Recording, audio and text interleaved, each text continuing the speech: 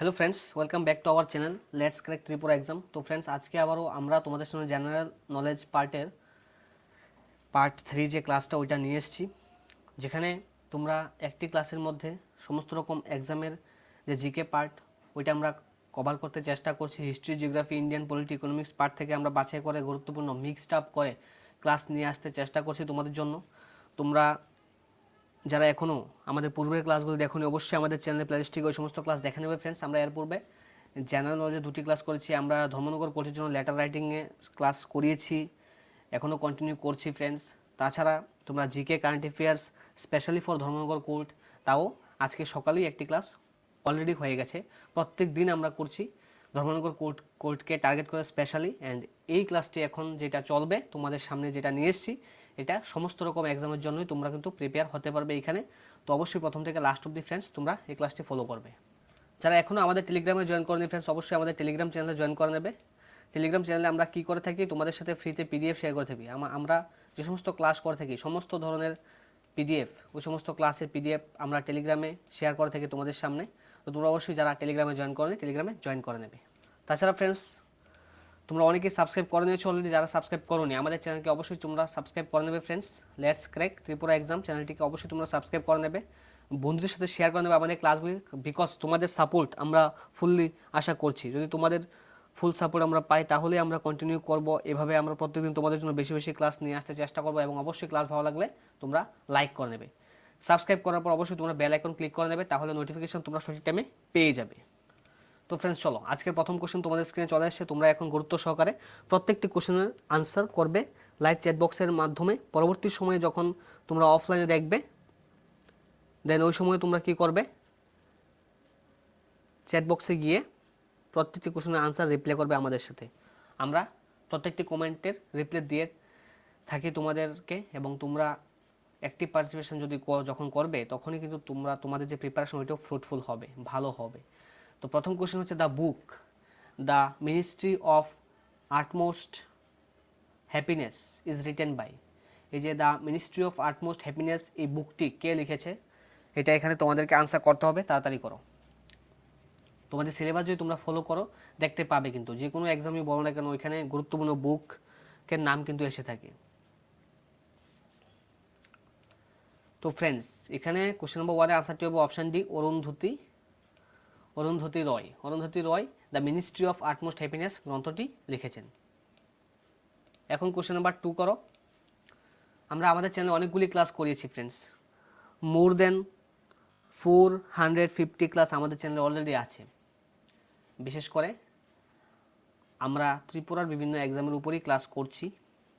আগামী দিনে আমরা ন্যাশনাল লেভেলেও ক্লাস করার পরিকল্পনা হাতে নেব, সেই দিকে আমরা হাঁটতে চেষ্টা করছি এবং সেভাবে আমাদের প্রিপারেশন আমরা করতে চেষ্টা করছি। তোমরা অবশ্যই আমাদের সাথে থাকবে। অ্যান্ড ফ্রেন্ডস, যেখানে 450 ক্লাস আছে, ওইখানে কিন্তু তোমরা এমন নয় যে সামনে যেহেতু গ্রুপ ডি এক্সাম আছে, সেই গ্রুপ ডি ধর্মনগর কোর্টের জন্য ইম্পর্টেন্ট নয়, এরকমটা নয়। আমরা জেআরবিটির জন্য অনেকগুলি ক্লাস করিয়েছি, টেটের ক্লাস অনেকগুলি করিয়েছি। ওই সমস্ত ক্লাস যদি তোমরা দেখো, তখনই বুঝতে পারবে যে হ্যাঁ, এগুলি কিন্তু ধর্মনগর কোর্টের জন্য গুরুত্বপূর্ণ। বিশেষ করে ত্রিপুরা জিকে যেই পার্টটা, ত্রিপুরা জিকে তোমরা আমাদের চ্যানেলে গিয়ে ত্রিপুরা জিকে লিখলেই চলবে, দেখবে ত্রিপুরা জিকে কতগুলি ক্লাস আছে, অনেক পরিমাণে ত্রিপুরা জিকে ক্লাস আছে। তো ওই সমস্ত ক্লাস কিন্তু তোমরা অবশ্যই দেখবে। Question number 2, which of the following is the largest air pollutant. নিচের কোনটি সবচেয়ে বেশি বায়ু দূষণকারী? Carbon dioxide, carbon monoxide, sulphur dioxide, hydrocarbons. Question number 2 এর আনসারটি হবে option B, carbon monoxide. Option B হবে এখানে right answer. Question number 3, a জাজ of the Supreme Court may resign his office by writing to. Supreme কোর্টের একজন বিচারক তার পদ থেকে পদত্যাগ করতে পারেন কার কাছে? উনি ওনার পদত্যাগপত্র দেবেন। যখন সুপ্রিম কোর্টের একজন বিচারক পদত্যাগ করবেন, তখন কার কাছে উনি ওনার পদত্যাগপত্র জমা দেবেন? কোশ্চেন নাম্বার 3, আনসার করো সবাই। তো ফ্রেন্ডস, আনসারটি হবে অপশানে প্রেসিডেন্টের কাছে, রাষ্ট্রপতির কাছে উনি ওনার পদত্যাগপত্র জমা দেবেন। Question number 4, who was the first chief justice of India. ভারতের প্রথম প্রধান বিচারপতি কে ছিলেন? Who was the first chief justice of India. Answer করো। মোস্ট ইম্পর্টেন্টগুলি বাছাই করে নিয়ে এসেছি কিন্তু ফ্রেন্ডস, এবং এই ক্লাসের মধ্যে তোমরা প্রত্যেকটি কোশ্চেন আনসার শিখে নেওয়ার মেন্টালিটি রাখো, তবেই কিন্তু তোমরা হেল্পফুল হবে। বিকজ বাড়িতে তো তোমরা নিজেদের মতো করে স্টাডি করছো, আর আমাদের সামনে যখন তোমরা আসছো, আমাদের এখানে এভাবেই তোমরা রেডি হয়ে আসবে, যাতে করে এই ক্লাসের মাধ্যমে যতগুলি কোশ্চেন আমরা আনি না কেন প্রত্যেকটি কোশ্চেন তোমরা শিখে নিতে পারো, এবং এক্সাম হলে আসলে ইজিলি তোমরা ক্র্যাক করতে পারো, অর্থাৎ আনসার করতে পারো। কোশ্চেন নাম্বার 4, আনসারটি কি হবে? আনসারটি হবে option B, Harilal J Kania. উনি সুপ্রিম কোর্টের প্রথম বিচারপতি ছিলেন। কোশ্চেন নাম্বার 5 করো এখন। The Supreme court of India came into being on, ভারতের সুপ্রিম কোর্ট কবে প্রতিষ্ঠিত হয়েছে? অ্যান্সার করো।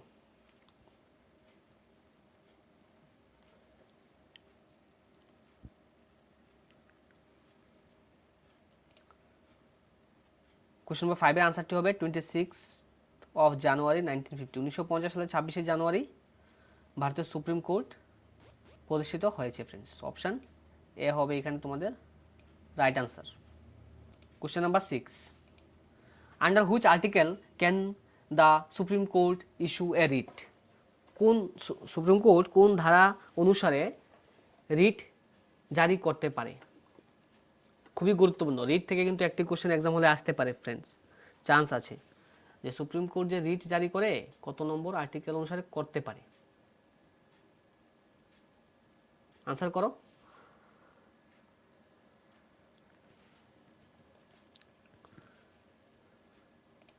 কোশ্চেন নাম্বার 6 এর আনসারটি কি হবে? আনসারটি হবে option B, article 32।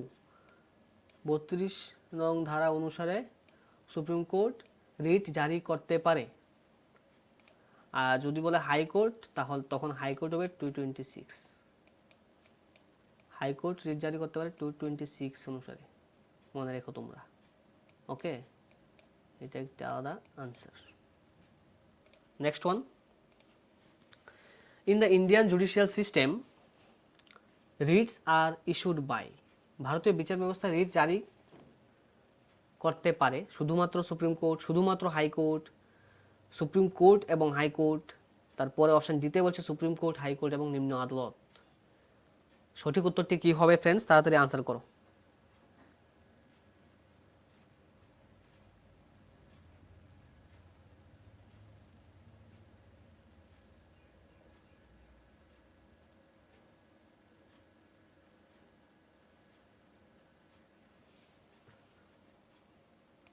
Question number 7 এর রাইট আনসারটি হবে ফ্রেন্ডস সুপ্রিম কোর্ট এবং হাইকোর্ট। এই যে লোয়ার কোর্ট কিন্তু জারি করতে পারে না, তো অপশন সি হবে এখানে রাইট। খুবই গুরুত্বপূর্ণ কিন্তু এটা একদম মুখস্থ রাখবে যে রিট জারি করতে পারে সুপ্রিম কোর্ট এবং হাইকোর্ট, নিম্ন আদালতগুলি রিট জারি করতে পারে না।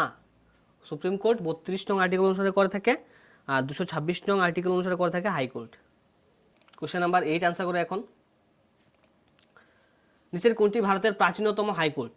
Which one of the following is the oldest high court in India? Oldest high court in India কোনটি হবে? আনসার করো।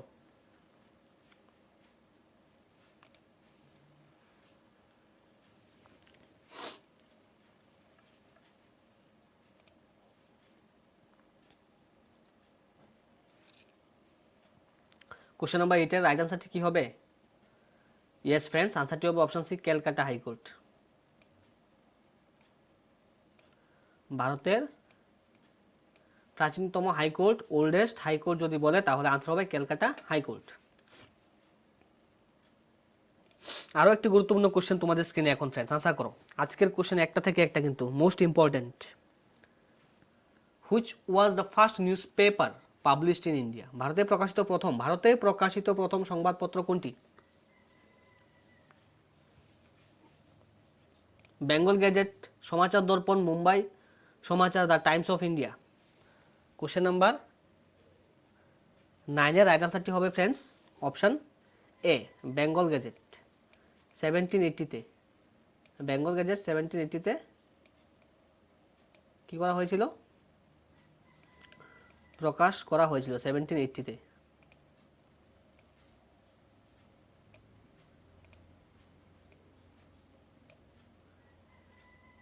কোশ্চেন নাম্বার 10 আনসার করো।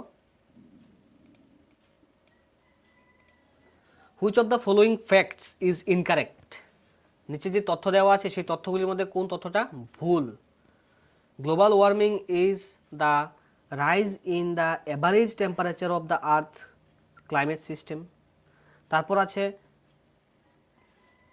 যে eutrophication is observed in water bodies, the greenhouse effect is a natural phenomenon, ozone is harmless to breathe.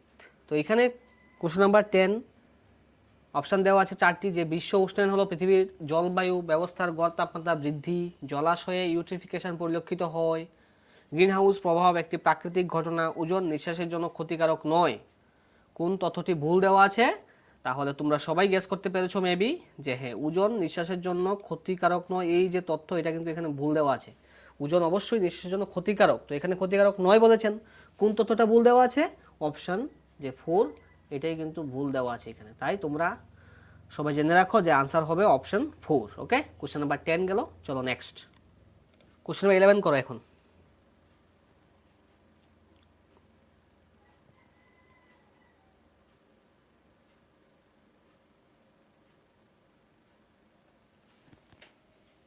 Who wrote the book New Dimension of India's Foreign Policy? এই যে new dimensions of India's foreign policy, এটা হচ্ছে গ্রন্থের নাম। এই যে বুকটি, এটি কে লিখেছেন? কোশ্চেন নাম্বার 11 এর আনসারটি হবে অপশনে অটল বিহারী বাজপেয়ী। অটল বিহারী বাজপেয়ী কে ছিলেন? প্রাক্তন প্রধানমন্ত্রী, ex prime minister of India. Okay, তারপরের কোশ্চেন বলছে who wrote the book India Wins Freedom. বুকের নাম কি? India Wins Freedom. এই গ্রন্থটি কে লিখেছেন? ইন্ডিয়া উইন্স ফ্রিডম এই বইটি কে লিখেছেন? আনসার করো। Question number 12। Question number 12 answer করো। ইন্ডিয়া উইন্স ফ্রিডম কে করেছেন? আনসার করো।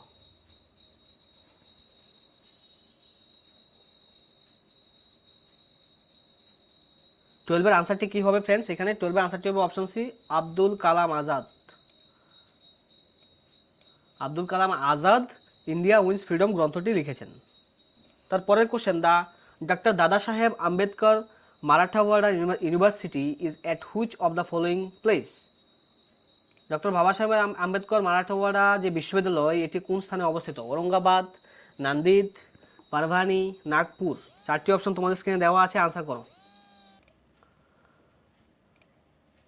ডক্টর দাদা সাহেব আম্বেদকর মারাঠাওয়াড়া ইউনিভার্সিটি কোথায় অবস্থিত? কোশ্চেন নাম্বার 13 এর আনসারটি হবে অপশানে ঔরঙ্গাবাদ। ঔরঙ্গাবাদে এই ইউনিভার্সিটিটি অবস্থিত ফ্রেন্ডস। মোস্ট ইম্পর্টেন্ট, মনে রাখতে হবে সবাই, মুখস্থ রাখো কিন্তু আজকের এই ক্লাসের মধ্যেই এইগুলি শিখে রাখো কিন্তু।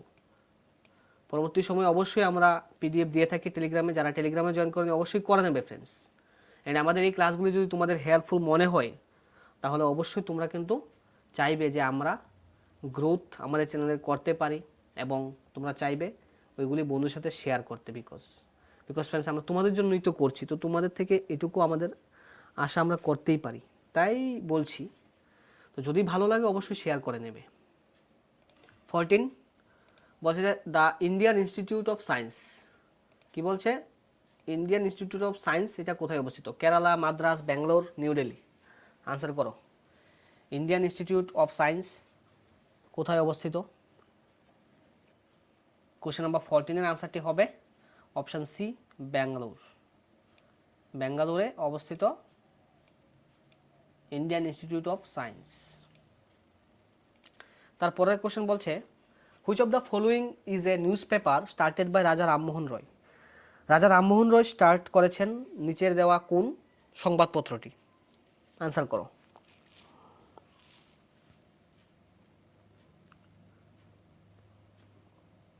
তোমরা সবাই আনসার করো ফ্রেন্ডস, তারপর তোমরা চেক করে নিতে পারবে কার কতটা হয়েছে। তারপর তো আমি আনসারটা বলেই দিচ্ছি, যে থেকে আনসার করো, তবেই তোমরা শিখতে পারবে।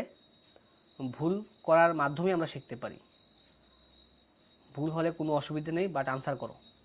Which of the following is a news paper started by Raja Rammohan রয়।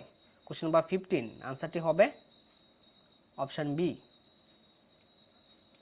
সংবাদ কৌমুদি। কোশ্চেন নাম্বার 16 চলে এসছে, আনসার করো। সুভাষচন্দ্র বোস আপদা প্রাবধান পুরস্কার, আপদের সময় সুভাষচন্দ্র বোস আপদ প্রাবধান পুরস্কার একটা স্টার্ট করেছে সেন্ট্রাল গভর্নমেন্ট দ্বারা। সুভাষচন্দ্র বোস আপদা প্রাবধান পুরস্কার, এটা যে পুরস্কারটা দিয়ে থাকে এটা কোন মিনিস্ট্রি থেকে দেওয়া হয়? মিনিস্ট্রি অফ হোম অ্যাফেয়ার্স থেকে দেওয়া হয়, মিনিস্ট্রি অফ ডিফেন্স থেকে দেওয়া হয়, ministry of housing and urban affairs থেকে দেওয়া হয়, নাকি মিনিস্ট্রি অফ কর্পোরেট অ্যাফেয়ার্স থেকে দেওয়া হয়? এই যে পুরস্কারটা সেন্ট্রাল গভর্নমেন্ট স্টার্ট করেছে, কোন মিনিস্ট্রির তরফ থেকে এই পুরস্কারটা দেওয়া হয়? সুভাষচন্দ্র বোস আপদা প্রবন্ধন পুরস্কার।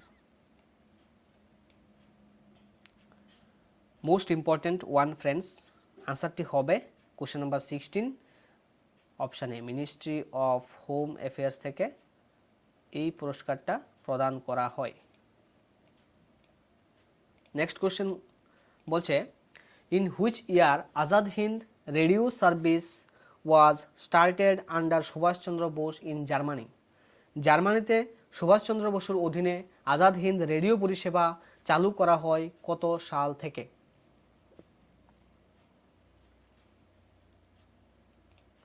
কোশ্চেন নাম্বার 17, আনসারটি কি হবে? আনসারটি হবে অপশন বি 1942, 1942 সাল থেকে। 1942 সালে প্রথম সুভাষচন্দ্র বসু প্রচেষ্টায় জার্মানিতে আজাদ হিন্দ রেডিও পরিষেবা চালু করা হয়েছিল। কোশ্চেন নাম্বার 18 করো এখন। Gandhiji's the theory of my experiments with truth, the story of my experiments with truth was originally written in Gujarati. Gujarati ভাষায় এটা লেখা হয়েছিল, তো এটা ট্রান্সলেট করেছে ইংলিশে। ইংলিশে কে ট্রান্সলেট করেছেন এটা তোমাদেরকে আনসার করতে হবে। গান্ধীজি একটা গ্রন্থ লিখেছিলেন the story of my experiments with truth, এটা গুজরাটি ভাষায় লিখেছিলেন গান্ধীজি, কিন্তু এটাকে ইংলিশে ট্রান্সলেট করেছেন কে? এখানে এটাই কোশ্চেন দেওয়া, আনসার করো।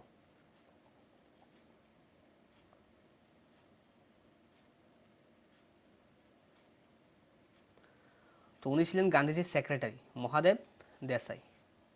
গান্ধীজির সেক্রেটারি ছিলেন মহাদেব দেসাই। উনি কি করেছেন?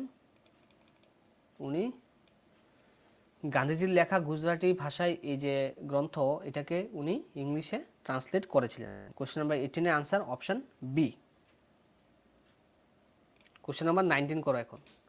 হু established the Natal Indian Congress? Natal Indian কংগ্রেসকে এস্টাবলিশ করেছেন, আনসার করতে হবে।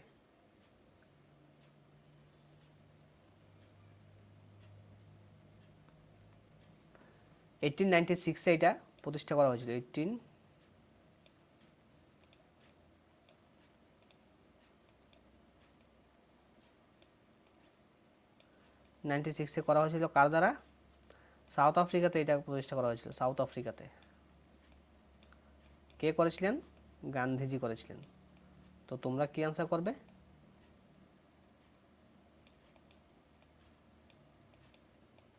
তোমরা আনসার করতে হবে option D friends, none of the above, because এখানে তো গান্ধীজির নাম দেওয়া নেই। তো আনসারটি তোমরা তাহলে জানতে পেরেছো যে নাটাল ইন্ডিয়ান কংগ্রেস এস্টাবলিশ করা হয়েছিল 1896-এ। কোথায় করা হয়েছিল? সাউথ আফ্রিকাতে করা হয়েছিল।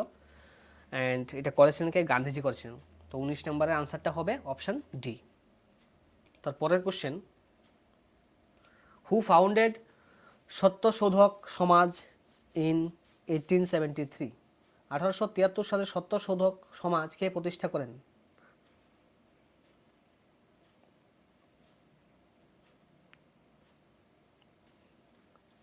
আনসারটি হবে অপশন ডি, জ্যোতিবা ফুলে। জ্যোতিবা ফুলে 1873 সালে সত্যশোধক সমাজ গঠন বা প্রতিষ্ঠা করেছিলেন। তো ফ্রেন্ডস, এই ছিল আমাদের আজকের ক্লাস। যারা এখনও সাবস্ক্রাইব করনি আমাদের চ্যানেলটিকে অবশ্যই তোমরা সাবস্ক্রাইব করে নেবে ফ্রেন্ডস। তোমাদের থেকে এতটুকু আমাদের চাওয়া, তোমরা সাবস্ক্রাইব অবশ্যই করে নেবে। যারা করোনি, যারা অলরেডি সাবস্ক্রাইব করে নিয়েছো তোমাদেরকে অসংখ্য ধন্যবাদ জানাবো। অ্যান্ড পিডিএফ পেতে হলে কী করতে হবে তোমাদেরকে? পিডিএফ আমরা ফ্রিতে দিয়ে থাকি। কোথায় দিয়ে থাকি? আমাদের টেলিগ্রামে দিয়ে থাকি। তো যারা এখনও টেলিগ্রামে জয়েন করোনি, এই যে লেটস ক্র্যাক ত্রিপুরা এক্সাম নামিয়ে আমাদের টেলিগ্রাম চ্যানেল আছে, ওইখানে তোমরা এই টেলিগ্রামে তোমরা জয়েন করে নেবে। তাহলে অটোমেটিক্যালি তোমরা পিডিএফ পেয়ে যাচ্ছ, ক্লাসের লিঙ্ক পেয়ে যাচ্ছ, তারপর ক্লাসের টাইম টেবিলও পেয়ে যাচ্ছ। এই সমস্ত সুযোগ সুবিধা আমরা টেলিগ্রামের মাধ্যমে তোমাদের সাথে শেয়ার করে থাকি ফ্রেন্ডস। তো সবাইকে আবার অসংখ্য ধন্যবাদ জানাবো গুরুত্ব সহকারে এই ক্লাসটি দেখার জন্য ফ্রেন্ডস। সবাই সুস্থ থাকবে, ভালো থাকবে। আজকের জন্য এখানে শেষ করছি। Thank you all.